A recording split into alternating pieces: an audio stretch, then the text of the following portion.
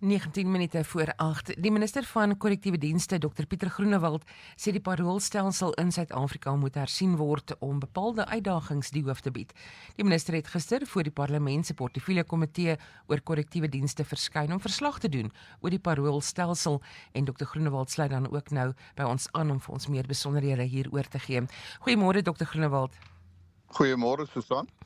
Dokter, as ons kan begin, hoe konsekwent word parool toegestaan veral wat meriete aanbetref? Ek dink dit is deel van die probleem en ek dink die kollig het juis op hierdie paroolstelsel geval met die van die Westhuizen geval waar die paroolraad van Mamasbury vir hom wel parool toegestaan het. En toe ek ingegryp het as minister en gevra het vir 'n hersiening daarvan, toe is dit omgekeer. En ek dink dit is 'n perfekte voorbeeld hoekom ek sê ons sal ernstig moet gaan kyk. Ek dink deel van die probleem is as jy gaan kyk na die paroolraad. 'n Paroolraad bestaan basies uit 6 lede, waarvan 4 lede is uit die gemeenskap, dis met ander woorde gemeenskapslede. Byvoorbeeld die voorsitter is 'n lid van die gemeenskap sowel as die ondervoorsitter. Dan is daar een amptenaar wat van die departement is, dit is 'n sekretaris, en dan 'n gekoopteerde lid van die polisie. En daardeur sê ons dat natuurlik die gemeenskap moet 'n rol speel. Dis veral geestelike of godsdienstige leiers wat daarbey betrek word. Maar daar moet baie duidelik, daar is kriteria's waarna gekyk moet word. Maar dit is natuurlik 'n subjektiewe beoordeling. En dis hoekom ons sê dat, en ek persoonlik sê dat daar behoort hersiening gedoen te word. Ek sou sê op hierdie paroolraad moet daar byvoorbeeld 'n regsgeleerde wees. Ons kan nog steeds die mense uit die gemeenskap hê, byvoorbeeld godsdienstige leiers en sovoorts. Maar jy sal moet kundige mense hê wat behoorlike beoordeling kan maak. Byvoorbeeld 'n maatskaplike werker of 'n psigiater. Dit moet nou maar besluit word. So daar moet bietjie hierdie kundigheid daarby gebring word en nie net lede wat maar net in die gemeenskap is en hulle te betrek op so 'n paroolraad nie.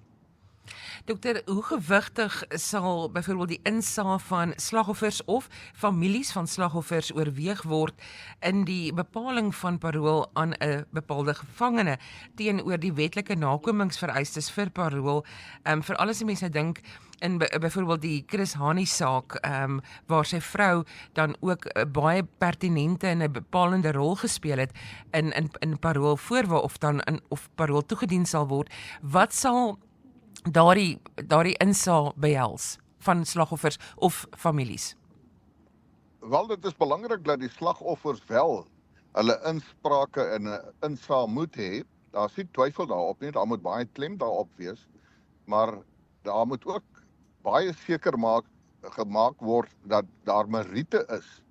Byvoorbeeld jy verwys nou dat die Chris Hani situasie, my persoonlike mening is ek dink politiek het 'n groot rol daar begin speel en dan is dit nie meer aanvaarbaar nie. En dis juist hierdie tipe van goed wat dan vrae laat ontstaan onder die publiek van dubbele standaarde.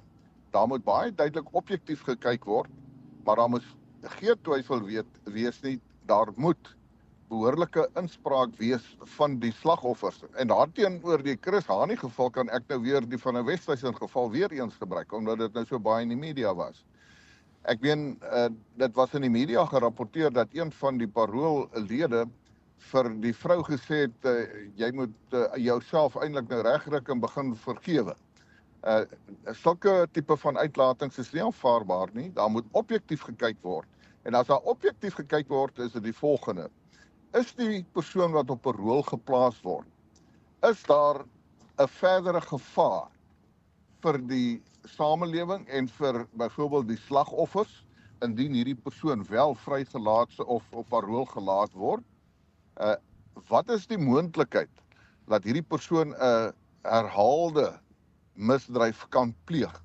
Dis 'n baie belangrike aspek wat objektief beoordeel moet word. Ek byvoorbeeld as minister moet kyk na lewenslange gevonniste lede as dit aansoek doen byvoorbeeld vir parool. En die eerste ding waarna ek kyk is na die verslae van die psigiaters, maatskaplike werkers, selfs kriminoloë, en dan is die vraag, wat is die kans dat hierdie persoon weer 'n misdrijf sal pleeg? En dan is daar 'n bepaalde kategorie.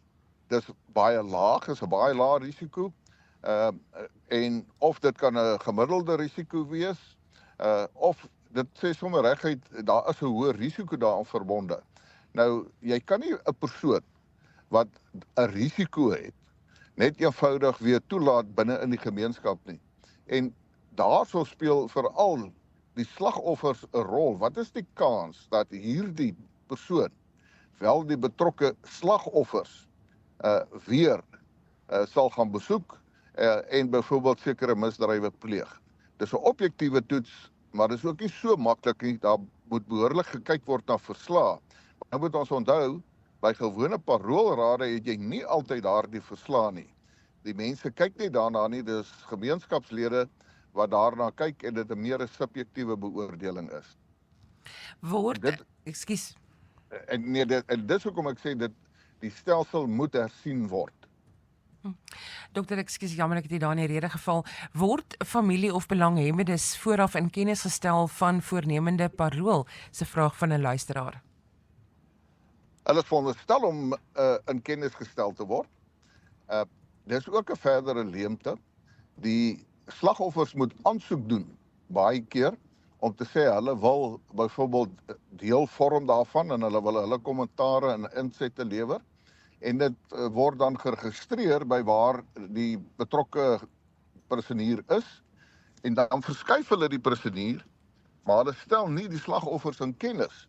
Dat luister, dit val nie meer onder hierdie bepaalde paroolraad nie. Onthou, daar's 52 paroolrade in Suid-Afrika in sekere streke. En dan word hulle behoorlik in kennis gestel nie. Ook as die persoon wel parool kry, is die slagoffers veronderstel om in kennis gestel te word. Maar dit gebeur nie.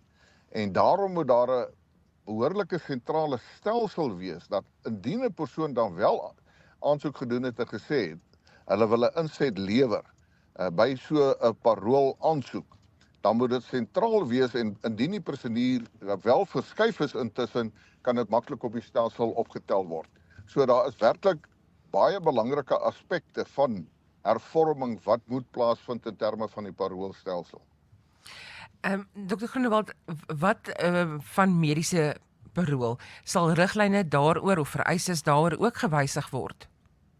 Wel, as ons gaan kyk na mediese parool, ons sal natuurlik na almal moet gaan kyk, maar as 'n mens gaan kyk byvoorbeeld na mediese parool, dan is daar byvoorbeeld 'n voorsitter, 'n ondervoorsitter en 9 lede.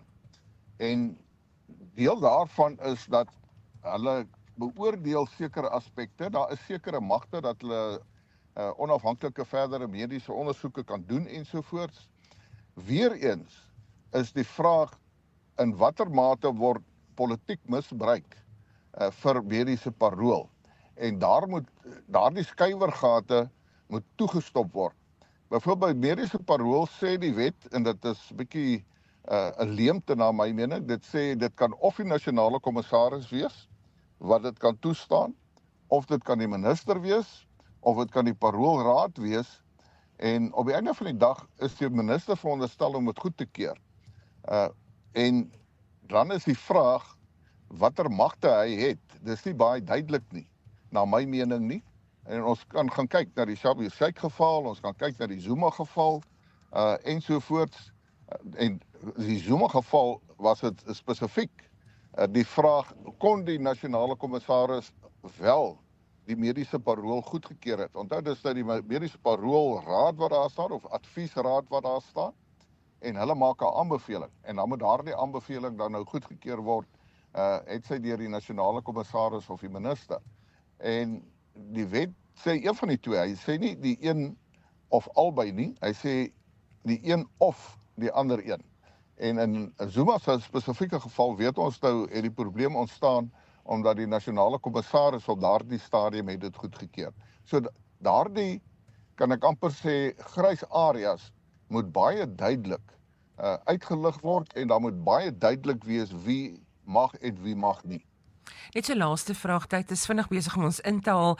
Dokter, parool en amnestie is handige instrumente wat die kapasiteit van gevangenisse en ook las op die departement en belastingbetalers kan beïnvloed. Hoe sal die gewysigde paroolstelsel, indien dit gebeur, hierdie saak beredder van oorvol tronke en so meer? Die probleem vir oorvol tronke is nie noodwendig dat dit aangespreek kan word deur net parool nie. Die verandering wat daarna gekyk moet word, is byvoorbeeld na verhoorafwagtendes, want tans deel van ons oorbevolking is die 57.000 verhoorafwagtendes, en byvoorbeeld sulke persone moet binne 'n sekere tydperk weer na die hof verwys word, maar die howe is oorvol en het te veel sake, en dan gee hulle nie aandag aan daardie bepaalde heraansoeke om te sê van korrektiewe dienste, asseblief handel die saak af nie. Amnestie en goed word maar gewoonlik deur die president gedoen, en dit is vir baie, kan ek amper sê, geringe oortredings wat dit wel toegepas word, maar dit word gewoonlik deur die president gehanteer. Minister, is ongelukkig al wat vir ons tyd het nou, maar het is voorreg om met u te gesels. Baie dankie dat u by ons program aangesluit het. Baie dankie, mooi dag. Selfde vir u ook. Dit is Dr. Groenewald, hy is die minister van korrektiewe dienste wat met ons gepraat het oor die hersiening van die paroolstelsel.